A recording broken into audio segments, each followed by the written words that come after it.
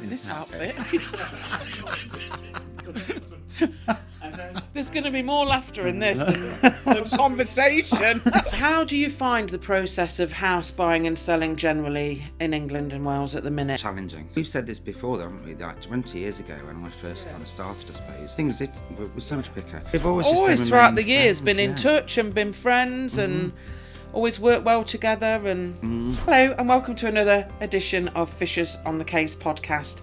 So this is a podcast based at local businesses, friends, clients, associates of Fishers Solicitors who we've worked with over the years, and we're going to look at their life and their journey and their career. So today we've got Dan Bennett with us, and he's from Digby and Finch Estate Agents. Welcome, Dan. Hello. So tell us about Digby and Finch. Hi, I'm Dan from Digby and Finch. Digby and Finch is an independent estate agency in Nottingham and in Stamford. Okay. So we're going to start going way back when. Okay. So when you were at school and when you were leaving school, what did you do first of all? Leaving school, nothing to do with property. Okay. So you started with horses many years ago, as you know. I do. From leaving school until I was probably about 21, I think. Okay. So what changed at the age of 21 then? I didn't have any money. You needed a real job? Yeah, I needed a real job, yeah. And Mum and Peter were in the industry already, so I just joined them in the office. I literally, Peter phoned me one day and said, why don't you come to the office for a couple of weeks and see how you get on being in an office environment? Okay. I did, and that was it. Yeah, Really you were hooked. Yeah. What did they get you doing? What did they get you doing in those early days? Do you remember? Probably more just seeing what's going on. Shadowing? Yeah, that was what it was. I think the odd viewing maybe if it was somewhere that was local and easy to. But yeah, pretty much just shadowing really. Yeah. Seeing how I got on being indoors in an office environment as opposed to being out on a farm. Yeah. I was thinking recently, actually, about how we first met, if you remember, those many, many moons ago.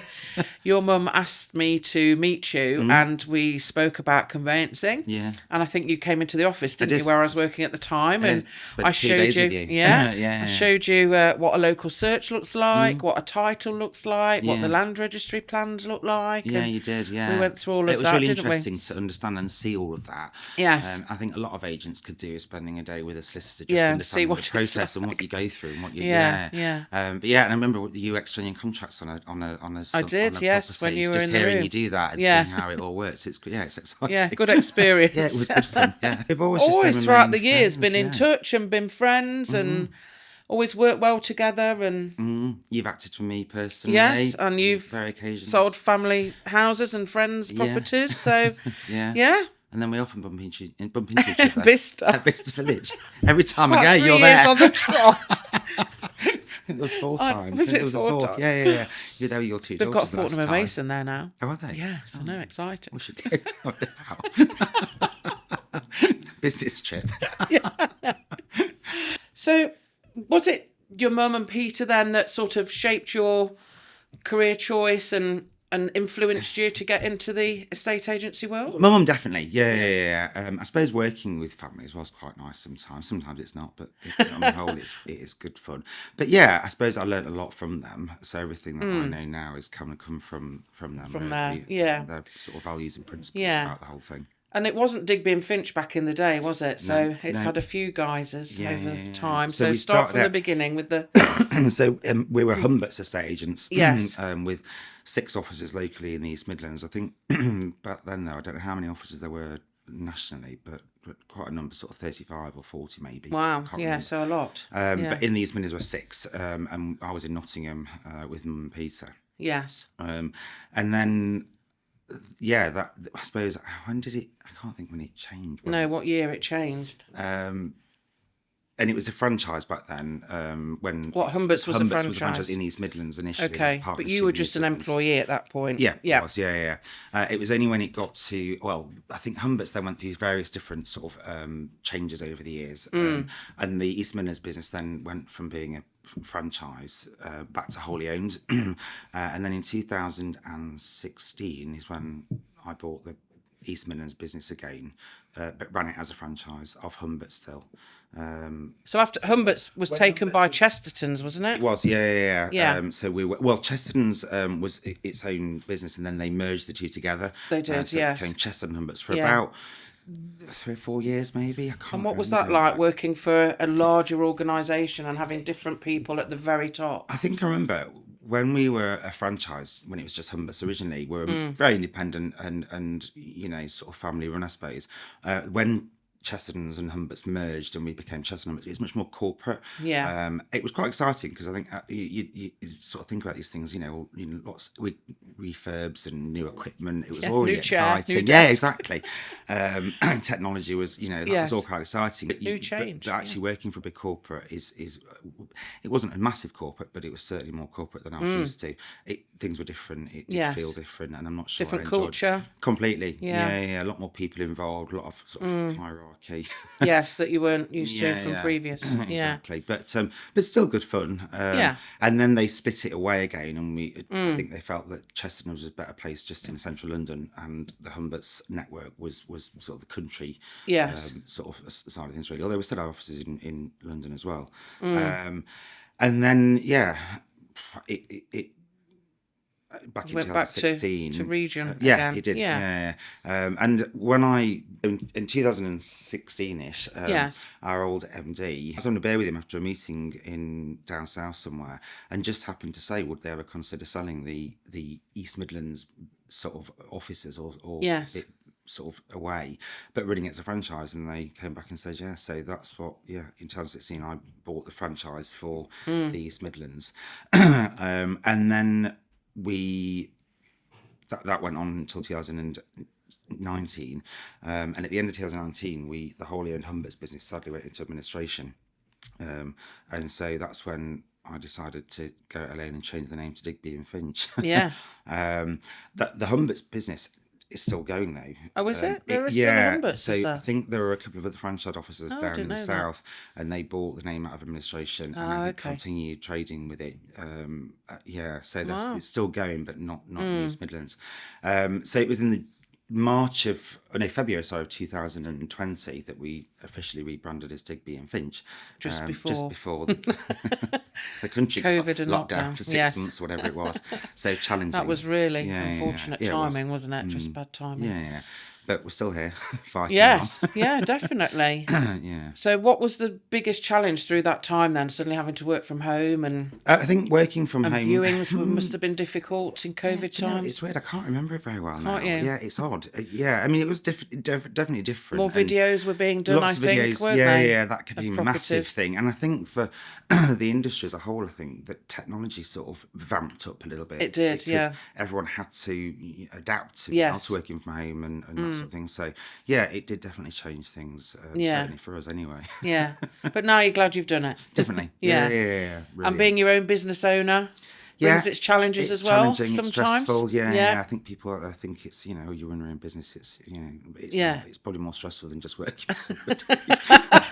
Sometimes I think should I just go back? No, you can't do that. But it's great, and I've got really Yes. good. I've got a business partner, Yes. Bev, who looks after the Stamford office. Yes. And I kind of look after Nottingham. So without her, I wouldn't. It'd Yeah. Be, Yeah. I wouldn't feel like confident doing it on my own. Yes, it's nice to have a partner. Yeah, A bit like Fishers. It's nice to have partners. and a to, great team as well. to share. Yes, you have. Yeah, got a great team around you. Yeah, yeah. Okay, so was there a turning point in your sort of career then that changed you at all? Was it when you had to take the bull by the horns and start your own business up? When I suppose whilst I bought the business, I suppose in East Midlands was Yes. running since 2016, but ran as a franchise of Yes, Humbert's. yes. But then I suppose when that happened went, and we had yeah. to rebrand, it was daunting. I Yes, suppose, and I think coincide that with COVID and Yes. the fact that we weren't able to really trade properly for a long time, that was really Yeah, difficult. So really when tough. we came out Yeah. of that people didn't know who we were. And No. so we had to. It was almost like starting from scratch. Yes. Apart from people that I knew in Yeah. the industry, I suppose. and how did you do that with your sort of marketing and your advertising? How did you Yeah. How did you get going with that? Social media was a big Yeah, thing, social I think. media. Yeah. Yeah. Just getting ourselves out there. And, yeah. Getting the name out there. Yeah. And building on it, really, I suppose. It was tough going. Yes. It took a long time to build it. I think that I suppose there's always a saying that they're boards breed boards, and that's kind of what happened with us, I suppose. Certainly in Nottingham, it just developed and developed. Yes. And took time. But now you're reaping the reward. So how do you celebrate success? What do you do? Go to the pub. Do you? Yeah, we do. Every time every time a transaction goes through, Yes. it's always nice to have clients that are happy as well. Very much. That. Yes. But yeah, we celebrate. We go to the pub. Yeah. No, that's nice. Yeah. So if you could give your younger self a piece of advice, what would that be? Oh my God. Looking back now. Don't do it. Don't know. No. God, what would I do? What would I say? Is there anything? Maybe don't worry. No. Yeah, don't worry. Things so will much. turn out. Things will turn out all right. Yeah, we're not brain surgeons. Beth, my business partner, and Lucy, are always saying that to us. Yes. We can only do so much, and so Yeah. And what's the best thing about being an estate agent? What's the best meeting part people. of it? Meeting people. Yeah. I think to be an agent, you've got to be good with people, and that's really important. As to you guys as well. So now I think being meeting people, and you almost from when you start off with a client to sell their house, you kind of a part of their life for that period of time until they, and often afterwards, we make so many friends in this industry. Yes. I've got friends now that were clients. Previously. Yeah, that's nice. So it's nice. You do get to so meeting people, I think, definitely. Yeah, it's the nicest thing. So how do you find the process of house buying and selling generally in England and Wales at the minute? How challenging. Yeah. What can be better? What's slowing it down? Because at the minute there's people talk about lengthy delays. It's taking far too long. 20, 30 years ago, it might have been 6 or 8 weeks to get to a completion. Now we're months and months. Yeah, we've said this before, though, haven't we? Like 20 years ago, when I first kind of started, I suppose, in the industry, things were so much quicker. But we've got technology now that we didn't have, and yet it still takes longer. Bizarre how we've got, email. I remember when I first started, we had one computer in office that could send emails, and that was a miss. But nowadays, why does it take so much longer? But as you and I have spoke about in the past, I suppose the things. There's a lot more regulation, a lot more paperwork, even for agents. A lot more administration. Yeah. So what sort of thing do you have to do then when an offer is made on a property? What do you need off this potential buyer? What are you looking for? Checks for starters. Yeah. We need to know that they've got the ability to buy, and they're so you're looking for what, cash in a bank? In a bank, or if they need a mortgage, whether they've got that principal letter. Exactly. Yeah. If they've got a house that they're selling, knowing that if they've sold it, making sure they've got details of the chain and that. So do you then talk to the estate agent at that point? Then relying on other estate agents to give us information. To so that we're confident that we can say to our client who's selling that we're confident that they've got the ability to proceed and. So you rely on someone else. Yeah. And sometimes does that reliance fail? Does it turn out? Occasionally. Yeah. On the whole, a lot of agents are very good. It depends on the agent, I suppose. But they're usually But if we're, I think from our perspective, if we just, I suppose we've done it a long time. So if we feel there's something that's you can not sometimes quite right, smell a rat. Yeah, you can. You? Yeah. So you go digging even further. So how long does that process take then? How long does it normally take for you to be absolutely happy that buyer's good to go? Within a few days, I think, usually. Yeah. And then.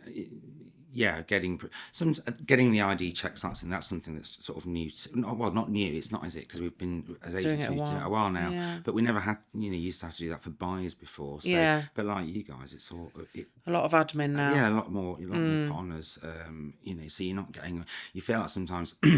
There's more administration going on. Definitely. And things that we shouldn't, instead of getting on and trying to sell houses. Yes, there's definitely a lot more administration for us, a lot more regulation. Yeah. We have to now obviously check source of funds, source of wealth. We ask for people's pay slips. There's a lot more. And finding out where money's come from as well. Yeah, very much so. Yeah. And that can now be done electronically. We've got means for people to upload their bank statements to a third-party source that checks everything out. And we do that now as well. We've got a good system in place that does our ID that's checks really for helpful. us. But it's okay if the people you're dealing with are technically minded, because if they're not, that's when you have to go back to the old-fashioned ways of doing it. Get them to come in with a passport and a bill. Yeah. Okay. So what's helpful to you from a conveyancer then, or a firm of solicitors, as a transaction goes through? What's the most helpful thing? Communication. Is it communication? Yeah. And regular updates? Yeah, regular updates. I suppose if we know that the solicitors, like you guys, we don't have to worry about it so much, because they know that it's being dealt with and handled. Yeah. So, and we get regular updates. And that's not so much because we need to know. If we can help in any way, then we'll try and help. Yeah. But it's more so that we're sort of, we're aware of what's going on throughout transaction, not just with our clients' sales, but other things. Chain, just so we can keep our client updated. That's the most important thing from us, that we're communicating with it. And do you often talk to other agents in the chain up and down then? Is that quite Always, a common thing? Very much so. Yeah. So you're touching base not only with your own seller and buyer, but with everybody involved to check that it's all and make sure that moving along. That everyone's at the same sort of stage throughout that process as well. Because nothing worse than that if you've got a chain, let's say of 3, and we're at the top and our bit's all going well, and we're ready, and then to find out that actually the other end isn't, and then so we regularly check in with. And how do you manage your client expectations when they're wanting a sale to go through as quickly as possible, and we come across delays? How do you I suppose handle that? It's out of our control to a degree. We can nurture things along, and we can find out and get regular updates on things, but we can't. Sometimes we can't affect that to make it happen any quicker. That's down to the legal side of things, really. No, it is. Are you finding that mortgage offers are coming through quite quickly at the minute? There's no delays on that. No, and, I think calls for survey. That sort of happens fairly, quite quickly. Again, that's something we monitor though. So if we've got a sale that's going on for 2 or 3 weeks, that's a call for survey, or we're on to that sort of thing. To make sure those things are happening. So mortgages are the situation with mortgages, unless there's a problem with somebody getting mortgage, don't seem to be an issue. No, and searches don't seem to be quite as long now. Generally not. Within a couple of weeks, they should all be back. Yeah.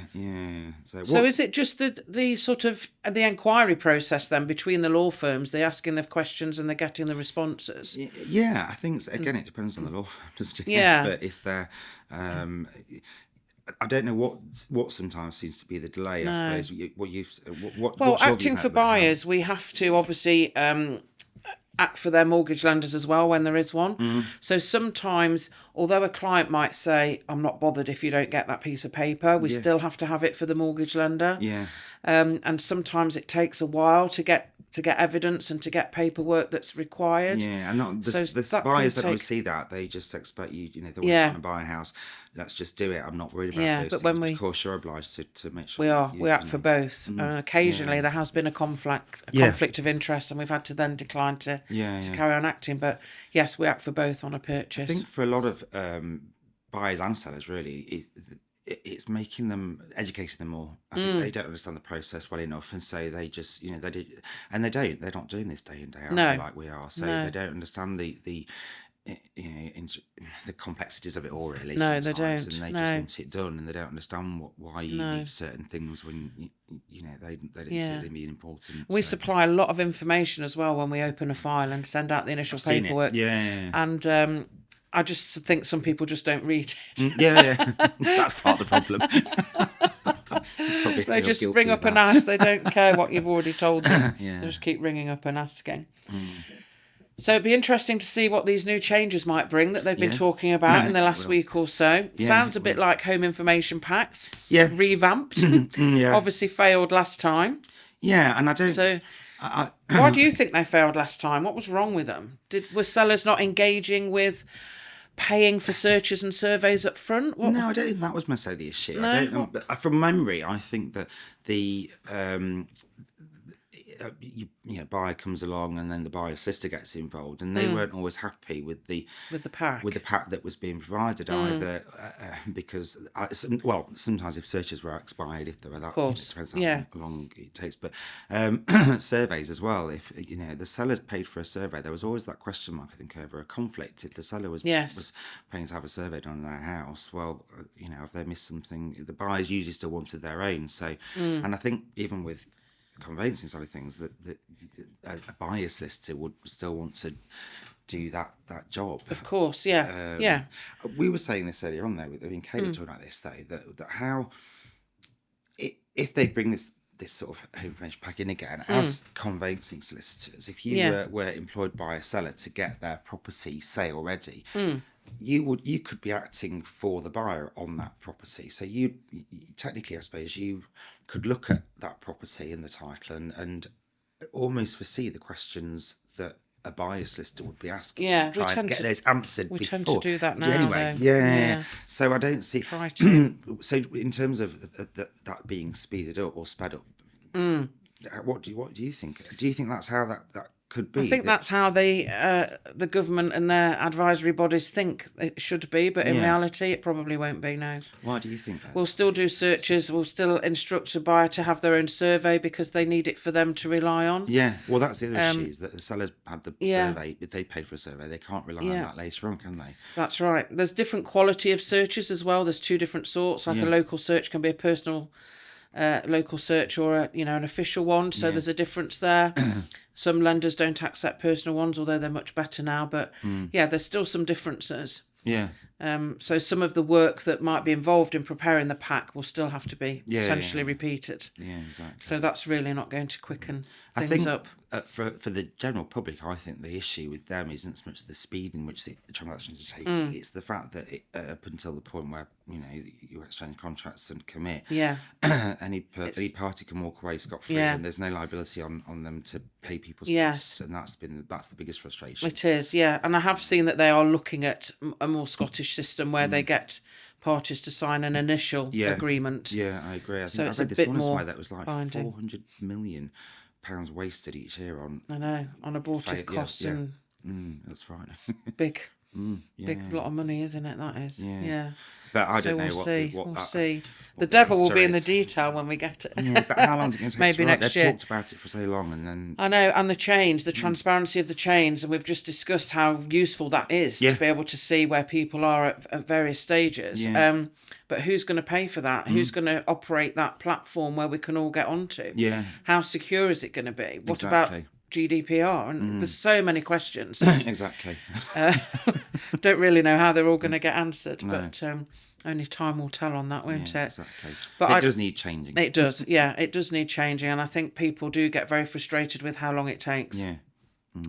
And this business of exchanging contracts on the day of completion or the day before, we used to have weeks of gap between exchange and completion, and it's now nearly always. I can remember when we first started, a day or two before. You literally would send out instructions to your solicitor to start the process, and 28 days later you'd be under contract, and then it might be a month, 2 months before people complete. But at least they know that it's happening. I think now when it's so close to the wire, it's scary, isn't it? The morning of moving, people are packed up in vans and lorries, ready to, and they still don't know. Still not confirmed. It still could all just fall over, and it's scary. It is very scary, isn't it? Yeah. There is something wrong with the system. It has got to change. That's awful. I think that's one of the worst things about it. Yeah, I agree. Yeah, and we still have a lot of work to do, obviously post completion as well. We still have a lot to do, so the client doesn't leave us when they've moved. There's still a bit more work for us to do afterwards on a purchase. Exactly. Which a lot of people don't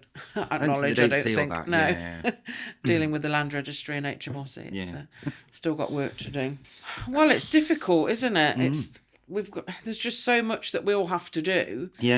So much more than we ever used to have to do. I know that enquiries that are raised now, years ago you'd get probably less than 8. Now you can get up to 80 questions when selling a property. Why do you think that is? Like, what sort of... I don't know. I think some of them are unnecessary. Some are down to probably some of the people acting not being trained properly or not qualified. So or they're lack not of sure. experience. Lack of maybe, as well. experience. Yeah. And they're just asking questions because they're not sure.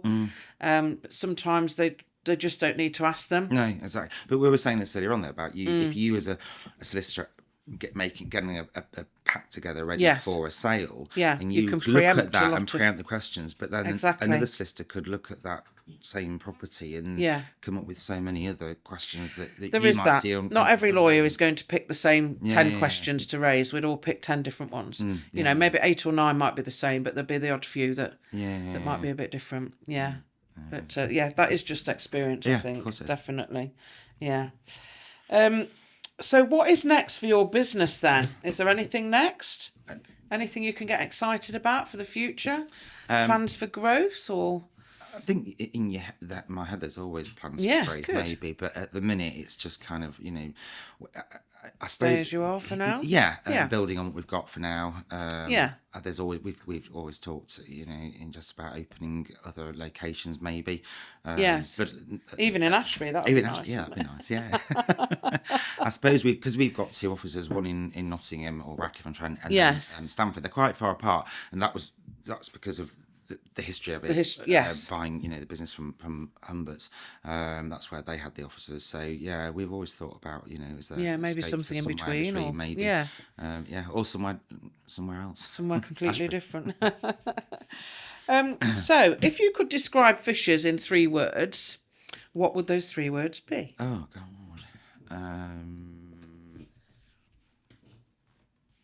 Be nice because I'm sat here. Yeah. I don't know. Professional. Okay, yeah, I'll take that. Friendly. Yes. Good fun. Yes, that's it. There you go. There's your 3 words. So this next bit of the podcast then is called Turning Tables. Right. So I've obviously asked you quite a lot of questions today. Is there anything you'd like to ask me or want to know about me? With regards to... Anything. Anything. About Fishers? Or... yeah, anything. Yeah. Have you got plans for growth? We have. And other locations, maybe? Yeah, we not long ago took a small serviced office in Derby, and we are hoping to grow from that and take permanent premises in Derby or Derbyshire, not necessarily in the city centre. No. But yeah, so we have plans. We don't want to be super huge or anything like that, but we think there is a bit of room for expansion. Yeah. We've got friends and contacts in Derby as we do in Nottingham, so watch this space. One day we might be back in Nottingham. Yeah. We used to have an office in Nottingham. Oh, whereabouts? About 30, 40 years ago on Regent Street. Oh, yeah. Okay. Yeah. Just round the corner from Oxford Street. Yeah, where you were. Yeah. There we go. Yeah, we were on there. So, so one day. Yeah, Derbyshire's a place I'd love to work in, I think. The property there is... lots of rural properties, aren't there? We do. We cover that area now if we're asked to. Yes. But yeah, I'd like to... Yeah, I think Digby and Finch would look quite nice up in Derbyshire. So yeah, you can never stand still, can you, really? No. There's always a bit of room for movement, really. So where can our listeners contact you if they want to instruct you or find out more about your services? How can they get in touch with you? Me personally? Yes. Call us. And your phone number is? 0115 950444. And what about email? They can get you on email? Dan.Bennett at digbyandfinch.com. Okay, and the website is digbyandfinch.com. Yeah. Yeah, okay, brilliant. Straightforward. Thank you.